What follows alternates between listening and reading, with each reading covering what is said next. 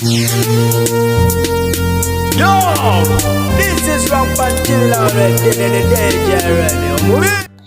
Bulambalamba omulungi wonna wusinzidde okwangate otumbo tekasubire oli bulungi nkuwanirizaako olunaku lwa Sande bitambula bitya eyo gy'osinzidde okwanga ate otumbudde kupije kwoli omukyala amanyiddwa nga Juliet Zawedde kikakasiddwa nti essaawa yonna agenda kwanga ate akuba ebirayiro n'omukulu amanyiddwa nga Bushoke naye nga ye best nfanfe omukulu Dr. Chameleon avuddeyo n'abaako obubaka bwamuwandiikira amuwandiikidde n'amugamba nti I really miss you Juliet Zawedde. I want you to know that you are such a special friend and not anyone can ever tear us apart.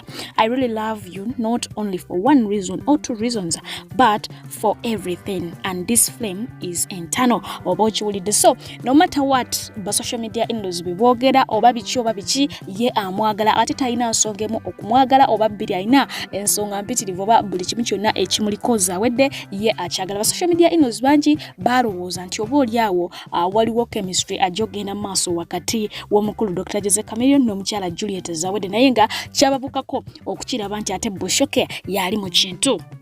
Ate nga ye mwana mulenzi yeeyita Big Joe 256 avuddeyo n'awandiika ng'agamba nti nsaba album eddako Bebe Cool agisibise byayi so si njegere osanga enaakutuka. Jjukira nti album ya Bebe Cool abangi gye balaba nti emutuddemu teyatambula teyina we yalaga bagiyita Break the Chains oba ogitegeera. So ono abadde ateesa nti eddako agituume ya byayi oba agisibise byayi kubanga kirabika enjegere zino ze zaaginemesa okubanga egoinga viral. Omukyala amanyiddwa nga Omega 256 kyategeezeddwa oba kyakakasiddwa nti ono show yamusaze oba concert yamusaze gye yateekateeka erugogo ku lunaku olwokutaano buli kimu tekyatambulanga bwe yakibala naye nga ba social media in-laws baavuddeyo ne bagamba lwaki teyakoze nga banne ba radio batera okukola ne bagenda ne basomba baasi z'abantu okuvawa Embarara nange baasi z'abaddewo era nga bano w'obalengera babadde bava mu concert ya Omega okisiga naye nga tebajjumbidde mu bungi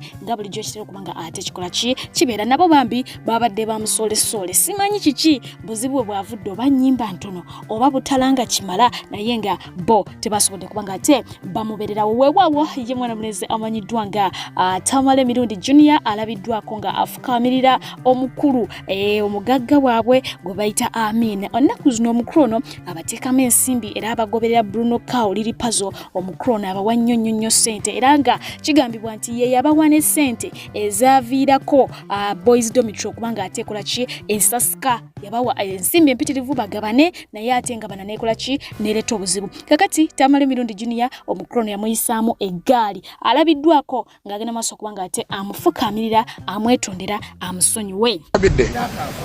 Julia afukamiridde omugagga yavuma omugagga Julia yavuma omugagga amufukamiridde muso Julia afukamidde yavuma omugagga Julia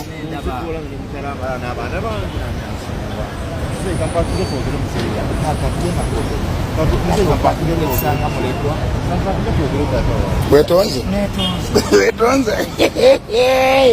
wanga tojja kwetonda wangamba tojja kwetonda Julia Kasuko ye mujulizi mwana yetonze ssebo.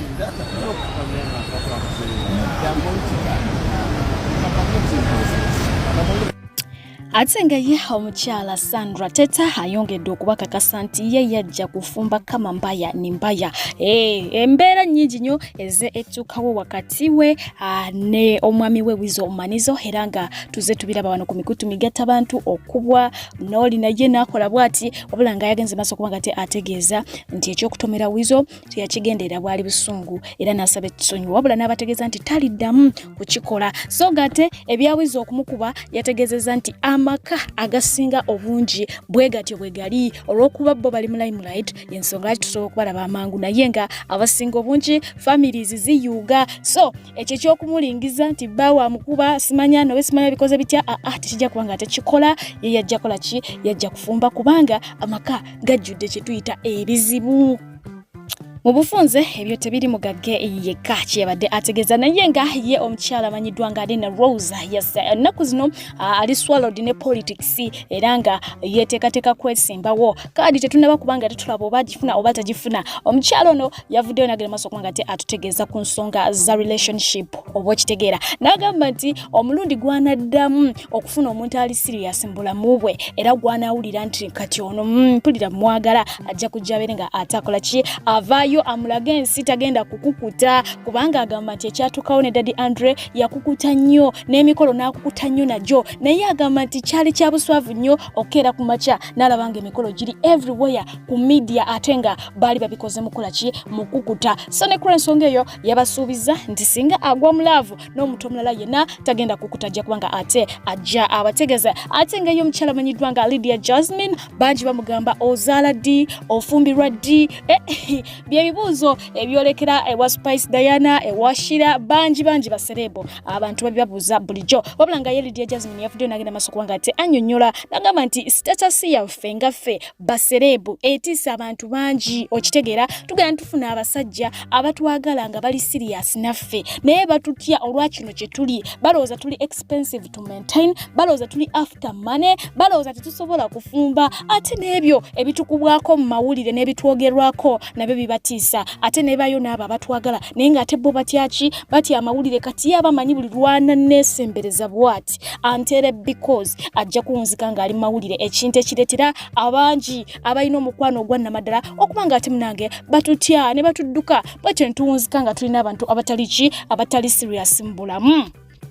Omukolo abanyiddwa nga Lily Pazo yasa olunaku lwabadde lwaggulo bw'atyo naye n'asalawo n'agamba nti kama mbaya ni mbaya kaŋŋende gye bazaala omulungi bandabe bwe batyo ne bakwasaganya emikolo egisookerwako okiwulidde egy'okukyala kitegeeza nti egy'okwanjula n'embaga nakyo giri mu kkubo gijja. Ono yewerekeddwako ab'amaanyi bangi ba tiktokers bangi ng'era bw'omanyi nti muntu waki w'abantu be kaakati nno Bruno K ye yabadde besti wali wonna naye ng'ekyasinze okwewuunyisa abangi ennyimba za Lily Pazo ezo ku mukolo guno tezaakubiddwa ennaku zino alina oluyimba olw'ekisododo oluyimba olwo yalukoze n'omukulu amanyiddwa nga Latinum era nga yaleese ebigambo ebyo ekisododo wali wonna okwedongoda twala tugende kakati oluyimba olwo baaluganya okukubwa ku mukolo ogw'okukyala ogwa Lily Pazo ng'akyala gye bazaala omulungi.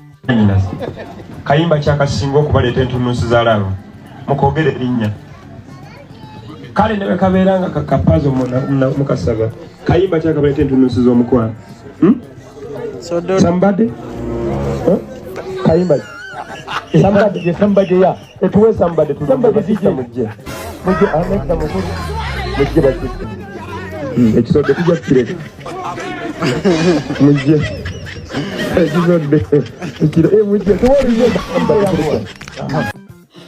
nabadde oba nali manyi nti Badblack luli yali atusaagisaamu naye nga ekintu akikwasizza maanyi era ng'olunaku regulo yayongera okuba nga te atuprovinga nti ye n'omwami we Asha tebigenda kukoma awo era nga munange balonkinze abangi babaddeyo ab'emikwano ab'eŋŋanda n'ababa wishinga well. So mu ngeri efaananako bwetyo budget yafulumye naye ng'ekyasinze okwewuunyisa abangi mu byonna ebiri ku budget decoration yasinze okuba webbeeyi. Waliwo omwana yagamba nti nze mufo ky'okola decoration webbeeyi sente ezi at least nzikwata neziwaki neziwa abakadde nejjukira buli omu aba n'ensonga ze lwaki akola ekintu kye okiwulidde. Bw'otunira budget ya Badblack emmere eri mu $5,000,000 engoye ziri awo mu $5,000,000 ebyo we bityo byakunywa biri $40,000 awo we bityo naye bw'otuuka ku decoration ali mu $7,000,000 naye nga ye yagenze maaso kubanga ate abaako obugambo obwenkizo oba obwenjawulo bwaweereza abaana ab'obuwala olunaku olw'eggulo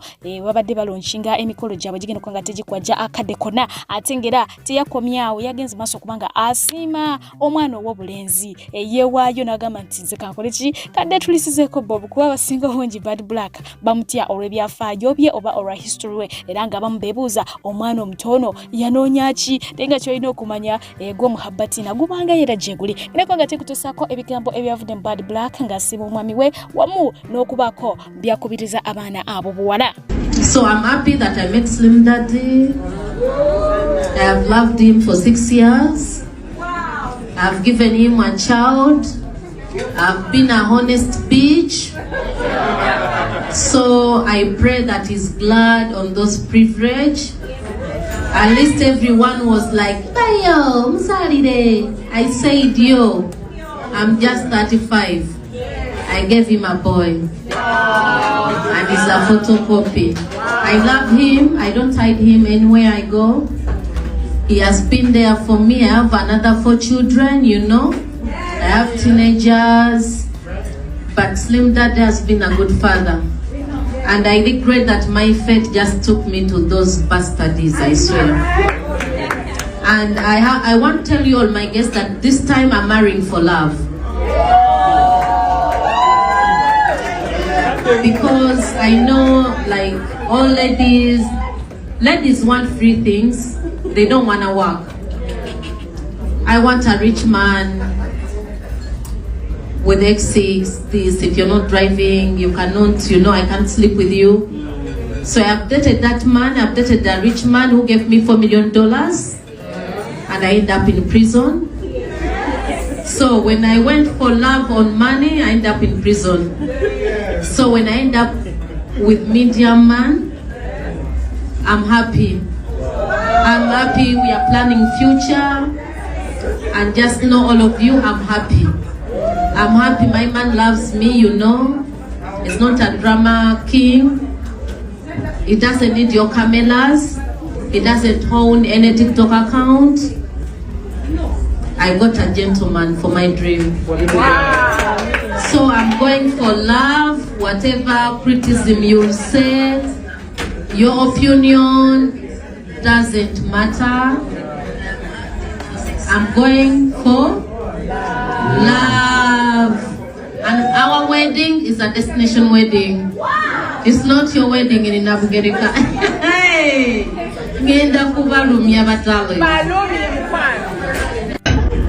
So I'll always encourage all ladies in the house. If money comes and you're lucky, marry for money. If it's love without money, work together. Me, I've worked together with Slim Daddy. He has supported me emotionally, physically, loved my 4 children, and really this is the life I wanted. Before even you all know that even a billionaire put me in prison for 2 years and I served. I'm an ex-convict. By what? It was just a mere sex. Made him give me the money. Because I'm not educated, but I got the money. So this time is love, and ladies, I'll just give you an advice that money can't give you happiness. Money fulfills ego. Your ego. You'll go for shopping, you'll go anywhere in the world, but you will not be happy. Baba kuba chiboko. And especially those stupid women. Beauty without brain doesn't work. You strip naked for years and you'll be on street again. So me, if I find my Slim Daddy, a simple man who loves my children, cares for me for the past 6 years, I'm ready to surrender. My guns, they are bowing. You can't control a man. Even if you lock him in the prison, Akyali escape. So he knows what he wants, and I'm okay. He knows. He chooses me, I choose him, and we are lasting forever. But me, I'm happy that this time our relationship is not just break up. Yeah. I'm fighting for divorce. Yeah, muja kunda. Agenda kunda bachimafia. No mwana. Ane ndamzaida akana. Nakati gomsiruko kuza chiti.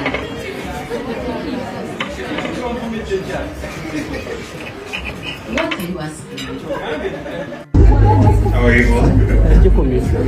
So, hope it's okay. I noted my speech. On behalf of my wife and I want to thank you all for being here tonight. This moment is very special to us because it's not just a launch, but it's a celebration of love. To my wife, You are my greatest blessing, my peace, and sometimes headache.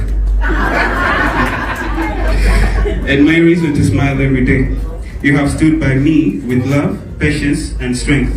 And tonight, I honor you before everyone here. As we move closer to our wedding, I know our journey will only grow more beautiful because it's built on love, faith, and unshakable commitment. We are all truly humbled by your presence and support. I mean you all. And we pray you continue to share our joy with you all. Thank you all, and may God bless you.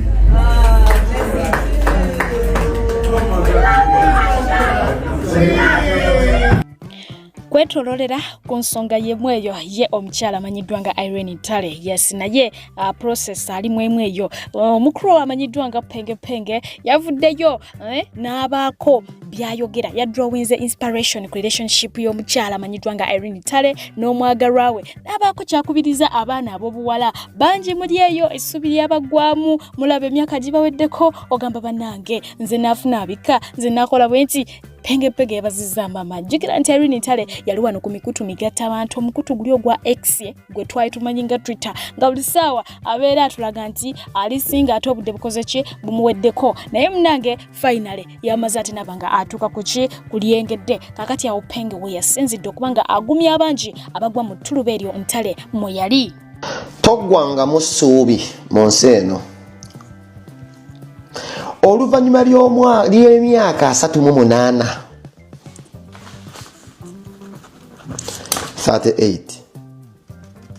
oluvannyuma lw'emyaka 38 gyoba owandiika wansi awo 38 bw'oli ku 26 otoma ozinya ababooda ozinya abasimi b'entaana abanaaza emirambo ababbi abasezi Futoka olimu kuwezanziza abasajja bambula nasiraana okuba bwoka bozinyi. Maama toggwamu ssuubi okyasobola. Nina mukwano gwange omwagalo w'abangi alina emyaka 38 olwaleero atwaliddwa. 38 bwe ddu gy'abadde nagyo emyaka leero atwaliddwa. Nga si mukwano gwange yekka mwagalwa w'abangi.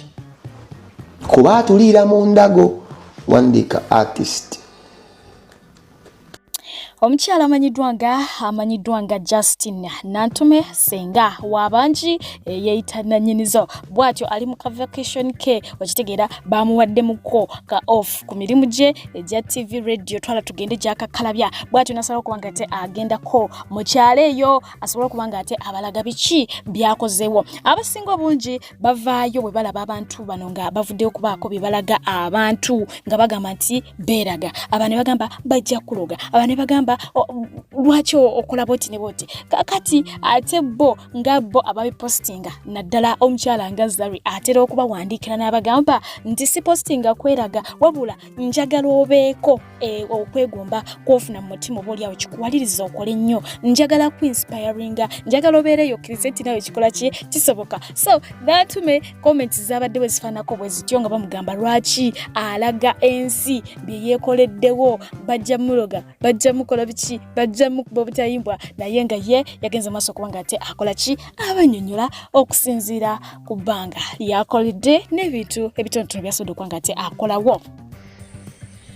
Ya bannange mugamba mutyanze Senga Jasmine Nantume nannyinizo Sanyuka TV yampa oluwummula anti olengera muwogo munnange Sanyuka TV yampa oluwummula ku maweeno yampa oluwummula kumulemu ka holiday kange bannange nno bagenda bweru bagenda South Africa bagenda Nairobi bagenda wawuyo America nze wuno ndi mu lusuku ndi mu bitooke anti olengera nimuzo yange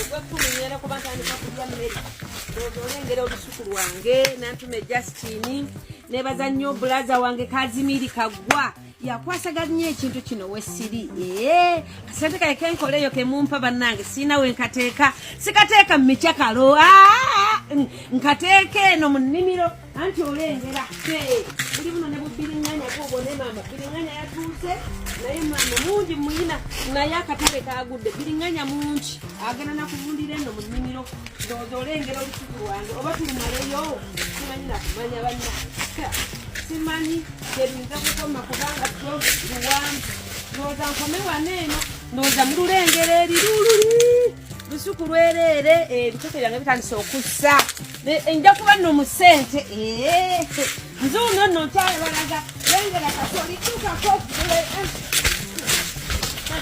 lengera kasooli ye mumaleeyo eri ali kuyiika nnamba kasooli ngenda kutandika nno kukungula esanyuka TV mwebale kumpa luwummula naye nze ndi eno mu kyalo munnange saagenze bweru ng'abalawe bakola n'amabeere bagambeerera kigomese eno yenjira amabeere gwankwate toŋŋambako nti ebbeere liri bweru obadde otya nzuuno nantu nduuno kasooli wuuno oba tumuyingiremu naye sawa zino tansale baneerengeza eri abaana ebitooke bannange mujje tulime buli alina waatemakanyweza enkumbi eyamba enkumbi kyalimba bannange mwenna banne bwoba omanyi nti olina woolimira genda olimeko munnange ebintu bikyuka kati gino emyaka gituubidde akawero tunaatuuka okutuuka nga bagamba nti nantume tokyasaana ekyo kifo kyolimu va ku TV vaako okaddiye naye we baŋŋambira nti nantume genda nga nzire no mu kyalo mu nsuku zange nga ntunda ku matooke ngambaawo nammwe mubeereewo temunyweza mulimu gumu mubeeko n'ebirala bye mukola nze nannyinizo bwe ntyo bwe ndabise nawe oba olinako nyongera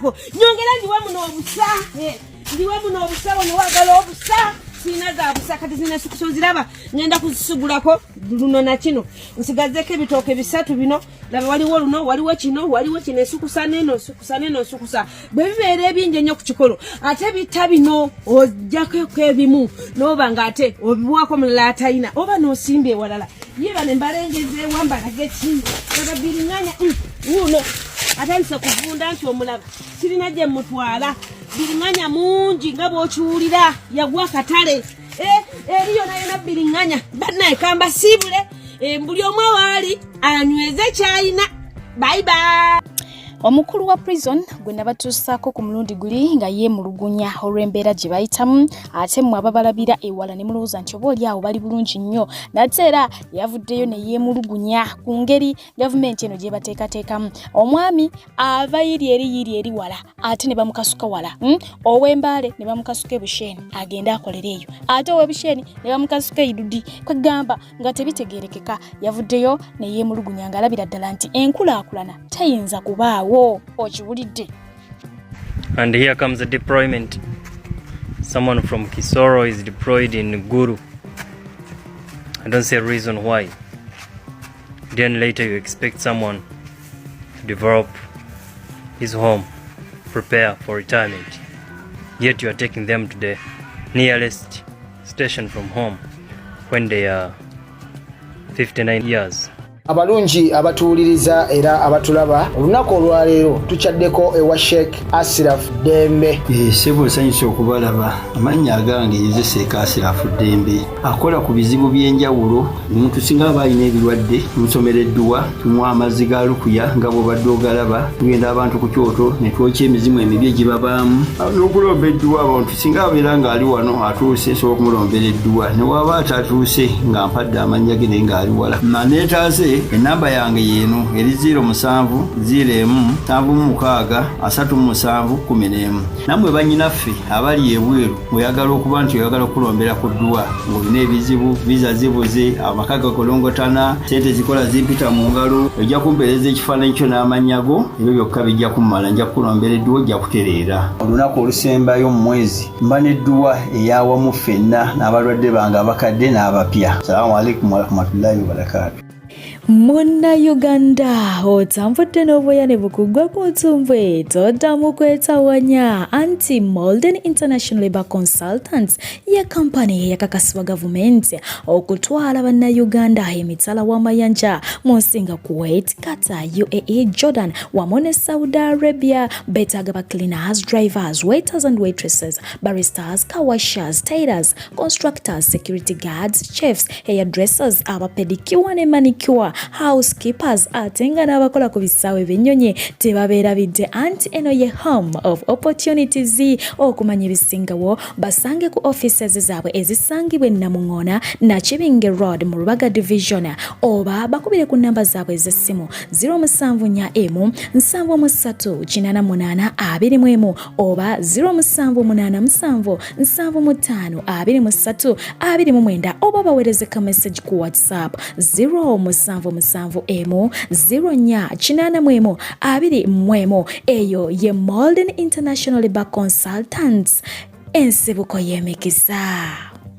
Wakati mukwanirizibwa n'omukwano mungi abantu b'ejjinja omukyala Rebecca alitwala Kadaga yavuddeyo n'agenda maaso okubanga ate abaloopera obubi obuli mu mukulu amanyiddwa nga Muvawala ng'ono ye Katikkiro wa Busoga. Okiwulidde jjukira nti alina ebigambo bye yayogera ku matikkira ga ise bantu kyabazinga wa Busoga alina bye yayogera awo era nga bangi bagenda maaso okubanga ate bapinga ne bagamba waawa ffe Kadaga kwetutava. Okiwulidde ekintu ekyo naye nga mu mbeera efaanako bwetyo yavuddeyo n'abakebya ebyama byaya byangagamba nti obubbi buli omwo buli mu mukulu ono buyitirivu buti. Muvawala batandikira batandika okutunda ebintu bya Busoga, amataka, ebizimbe nakagamba nti baba ebintu bya Busoga biri kubula linga yoku wetegerese nadakugema ku bintu byaife kyabona kikolebwa mpera ano wakati awo President wa Uganda yakoba ati ndizisawo obwakabaka obw'ebintu bya Uganda mwena abali n'ebintu obote byatwala mulete Canada daiwe ntibayirize Abaganda bakola speed batwala Canada daiwe ebizimbe byaiwe amayumba gaiwe amakomera gaiwe gavumenti yabibayiriza bwafuna sente era buli mwaka obwakabaka bwa Buganda buzimba irwaliro mu Isaza buli mwaka bazimba irwaliro naeta baba nakati baba nga tibona programu yakalakalira ebambu akyabazinga eisomero lyozimbye kasooka kodani kukondo liriga. Ngera bomanya nti ebiseera ebisinga tuba n'endowooza zaffe n'entegeera zaffe n'engeri gye tulabamu ebintu wadde nga abasoga mu bitundu eby'ejjinja n'okusukkawo baalaze Kadaga omukwano muyitirivu ddala era ne balaga nti ye gwe baagala ate nga ali mu kibiina kya NRM. Okiwulidde naye nga NRM erina byekoze emabegakaawo okulaga nti oba oliawo Kadaga takyetaagisibwa tebakyamwetaaga. Ngedako nga temba tussaako omukyala ng'ono munnankyukakyuka yavuddeyo n'ategeeza abasoga oba nabako obubaka bw'abaweereza nti bannange bino bye mulimu mulaga Kadaga omukwano wano nawali mumulaga nga mukyamwetaaga we kuba kwera twagala kwera. Okitegeera kubanga era naye wa NRM tikijjawo kiri nti wa gavumenti oba mukozi wa gavumenti yo gye twagala okubanga ate tujja mu buyinza bwennyini wano sigera kwaga ate nsukkawo mwebale kubeera balabi balungi aba PJ the news anchor ngera kubanga ate mberekereza atakumira mpera nja kusigala nga musaba fena asigale nga ate atukumye mubere bulungi mweraba. Eno video njikoledde baganda baffe abasoga okuva e Kamuli, Jinja, Namutumba ne district zonna ezikola Busoga nga region ye Busoga. Abasoga nenda mukimanye nti tuli mu revolution. Baganda baffe abasoga njagala mukimanye nti tuli mu revolution. Revolution kitegeeza kwera ruling party mu buli kifo kyonna kyerimu. Baganda bafa abasoga. Saagala mubeere politically incorrect, mubeere politically like, mubule mu byobufuzi. Kyemmanyi bulungi nnyo mwenna mukimanyi nti Rebecca Kadaga mama wammwe. Era tukimanyi bulungi nnyo naffe bannayuganda abeetoolodde Uganda tukimanyi nti Rebecca mumwagala mmwe nga abasoga. Era tukimanyi maama wammwe. Saagala munfune bubi baganda baffe abasoga. Eno video ya abasoga bokka. Abasoga baganda baffe. Njagala mukimanyi nti tuli mu revolution twagala kulwanyisa NRM. Mama wammwe Kadaga nowa NRM akyali mu NRM yagaana okuva mu NRM. And NRM kye kibiina ekiri mu tunyigiriza. Era Kadaga mama wammwe abasoga naffe yaliko maama w'eggwanga Ddamba nga ye number 3 mu ggwanga Uganda Speaker of Parliament. Kadaga ensobi ze yakola ng'ali mu NRM nakata akyagirimu era akulaga tasobola kuva mu NRM. So sagala Kadaga ababuzeebuze. Omusota gubeera musota ne wekaba katonga kakazaalibwa kaba kasota. Kadaga NRM njagiyingira mwana muto era akulaga akyali wa NRM wadde bamukoze ebikolobero byonna mwe muli mumusaasira mumuteereddewo embeera mumulaga nti mumufaako naye yabalaga talirwedde kuva gye bamubonyaabonya. Omuntu bw'abeeranga mu maka ng'akugamba nti bbawa amubonyaabonya bbawa amukuba bbawa amutunya bbawa amusuza tatudde naye nga tavaayo kitegeeza aba akulimba aba awaagala n'ebikolebwayo aba abinyumirwa. Kadaga singa bamubonyaabonya mu NRM singa yagivaamu dda. Kadaga mama wammwe yaliko maama w'eggwanga Uganda mu myaka egitali gy'amabega nnyo. Era Kadaga oyo yalina omukisa ogutaasa eggwanga Uganda nga neeno embeera embi gye tulimu mu ggwanga Uganda ey'ebyobufuzi, embeera embi gye tulimu ey'obwavu, embeera embi ey'okutunyigiriza, embeera embi ey'okututta. Kadaga contributed 50% of this embeera eno yagicontributingako ebitundu 5 ku 6 ku buli 100 okwata ku ssemateeka w'eggwanga Uganda. Ate si mulundi gumu kubanga yaliko deputy speaker ng'amyuka sekandi we bajjirako term limit. Era y'omu kuba participating nga mweyembera y'okujjawo term limit okujjawo ekkomo ku bisanja. Kadaga was one of them. And the sad mistake gye yakola kwe kujja ekkomo ku bisanja. By then yali speaker wa parliament, yalina chance bbiri okutaasa eggwanga Uganda, but she failed to do that and she decided to serve her master. N'asalawo okusavinga master we ye Yoweri Kaguta Museveni. Kati sawa zino master we bw'aba amwekyusiriza ng'ali mu mutulugunya mmwe ne mumuteerawo soft landing kitegeeza mujja kuba temumulaze embeera gy'ayiga mu bye yakola mu nsobize. Muleke Kadaga asavinga ensobize ze yakola bannayuganda. Muleke kumuteerawo sympathy. Muleke kumuteerawo soft landing alemwe n'okulowooza ensobi ze yakola bannayuganda nti zaabanyigiriza. Yadde maama wammwe naye bw'aba yakola ensobi esaanyaawo eggwanga yonna mumulage nti yakola nsobi muleke muwaana buwaanyi. Ejjo nalabye ng'abaana ba NUP kyabadde kirungi kye mwakoze.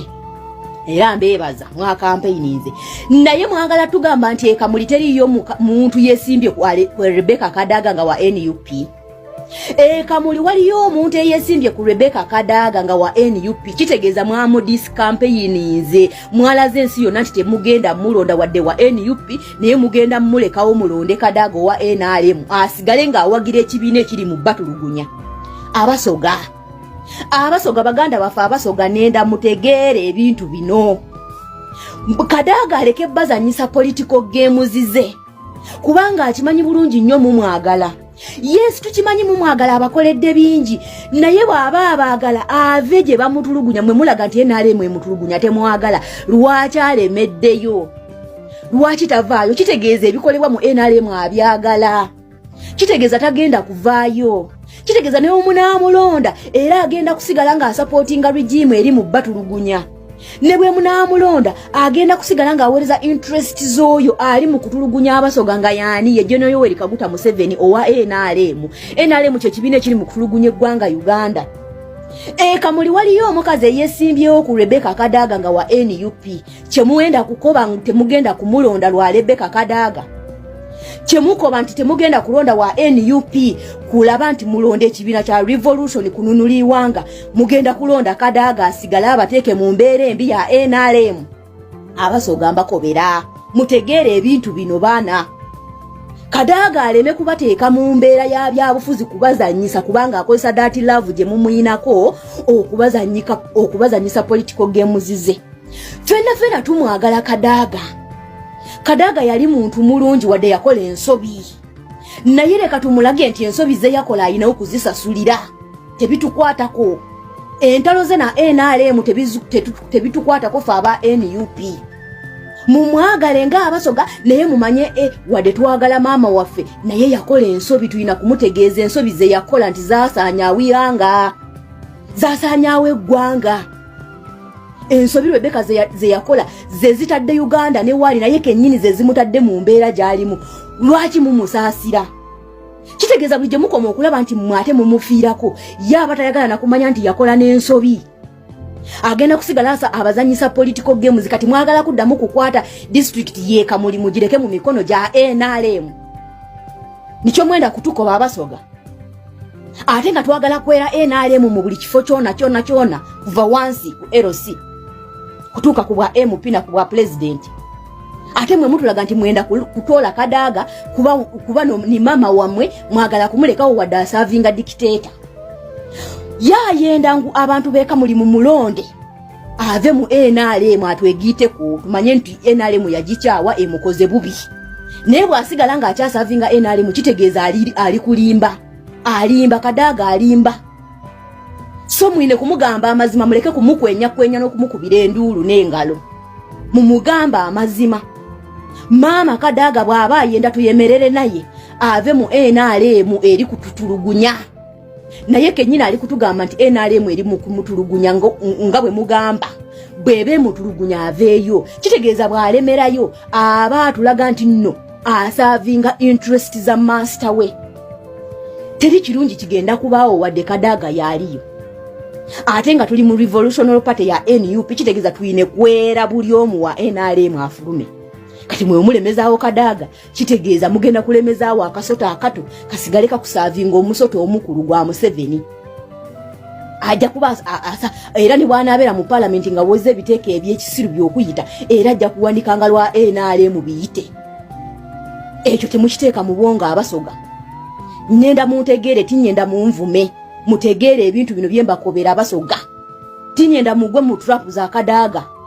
Ni mama wamwe naffe yali mama waffe nga bana Uganda. But she disappointed us akatulyamu olukwe mumulage nti yatulyamu olukwe temumwineko buzibu naye akatulyamu olukwe asasulire ensobi ze yakola. Naye akimanye nti yakola bubi banna Uganda. Aleka kubateeka mu sympathy mu musimpasizingire mumwereke bali kumubonaaboneza naye ye tayagala kuva mu NRM akulaga gyali era ali mu campaigningira kyemukoba nti mu Kamuli district teriyo omuntu yesimbirewo wa NUP kyemukoba nti mugenda kulonda wa NUP mugenda kulonda Kadaga wa NRM nimwe mujja kuba mutusibyeko NRM mu busoga abasoga mubeemu Muna Uganda kusaba kintu kimutamburiza message eno etuuke ku Bosco. Leka nkozesa n'olunyankore kubanga nenkimango Ruganda narwenyinyara. Mbweni leka nkozesa olunyankore rw'otuuro gyosibireko obundi okamanya ekintu eky'abantu ekibarukwenda obwiro. Museveni tuyine fumo mu lunyankore ng'orukwenda kulya ebyefuuzi nagyesityo mu maguru. Museveni kulwabeno nda kulya eby'abanya-Uganda okaba nooza kutukorera ebiturukwenda. Tutuyine marwariro tutwine mashomero tutwine nguto tutwine mirumo mbwene bintu ebyefuuzi byona okabikwata wabiteeka mu family yawe wabikwata yaba for God and my stomach and my family Omunya-Uganda yabonabona abantu bingi video ejo mugirebere Museveni arakugira ngo Abanya-Uganda 2026 nibwo murundi gwo kuhererukayo okuba president wa Uganda mbwene ngo mwijo mbwingi muherezo buru Museveni toyine karuru akarura ko ine naka family yawe naba bari kubiha ngo nubakukajira nabakwenda home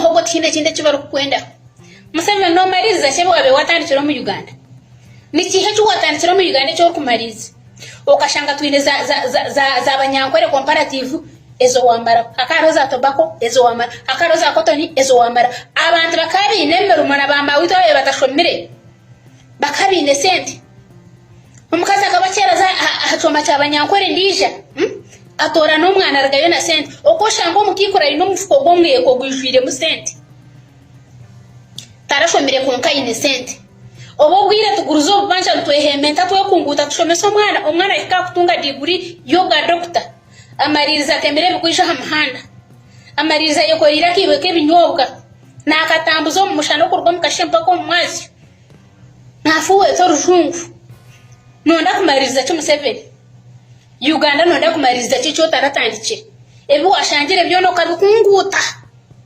iwo kishana mission yawe yo kunyagurira ihanga washitama mu ntebe wagirembera mu wabanko musumari genda n'entebe yawe oterekera ihanga ryitu ntuje kuryeterereza ntije kuryeterereza abantu bakabine emyani yabo Museveni wije wareta hebe ebibazi mango no round up bafuhire emyata yayo emyani yayo mane emyata yayo wareta ikibazo umuntu todura Museveni niwo todura entoche zayoma wareta ikibazo umuntu ekikoko Museveni niwo kikoko kya Uganda ekyo takozire ni kifu nonda kumaririza kimbwene ujire nonda kumaririza omunya-Uganda okamumaririza akuba mission yanyu ekeryo yokuja kumaririza abanya-Uganda konka bakuremera imbaraho genda n'entebe yawe oterekera ihanga ryitu ntwisha kuryemaririza tokine cyo kumaririza tucuro no maririza cyo taratandike Museveni no twakongera emyaka 20 no twakongera ndije emyaka 20 toine cyo kuza kumaririza tucuro noza kumaririza omunya-Uganda orukwenda kuriye byefuzi nabye na gestion mu maguru obo bwire Museveni nguno yenda karuru abantu bakora karuru kurigiranga abana babo bari mu behome abana babo kabita abana babo tibine cyo kurya abazire baraharya nabashabiriza babe bine bintu byabo bakora karuru kurigiranga Museveni wabo yina karuru k'abanya-Uganda oyina ka family yawe tira kuza kwereza karuru Museveni cyo ni kiganda taro abona nabakwenda ho muhogo kandi bakirwe mugati okabagira ngo barye muhogo na muhogo kine hiba kugihinga toine nasho ato kushwara wobra no shwaza bakongera myaka 5 marize cyo taratandije no basakwa bekenjwe tine musinje toine cyo watandi kiro mu Uganda ku yawe cyo washangira ho cyo wanyagurire iwo kijana mission yawe yo kunyagurira ihanga hato bwire noza kwashamira abantu ngo kongera imyaka 5 omarize bitahwire nibihe bitahwire byo ebi watandikire abana bari mu bihomba abana bari barabazire babo abakazi n'abashija abana bari mu bihomba bakuhereza karuro kurigiranga ndabakwebaza ki Bosco omunya-Uganda nakwebaza ki n'icyo cyomukorire n'icyo cyomukorire entocho kazomya emyano kajomya bwabatodura wabe kikoko waba sirimu buri kirwire cyone kiryo mu ihanga niwe omurembe gwabamini haka hariho burwiri konka marwaro gakagariga abantu bine mbazi bakugenda bakaraguza turwire twine mbazi twine cyo kurya otwisirife watwite ruguru watubuza hamwika watubuza hamuru genda n'entebe yawe yiwaremire mu komisamari abanya-Uganda ntuje kwa tugire entebe yitu ntuje kweterereza ihanga ryitu reka kuza kutumanyira kutwashamira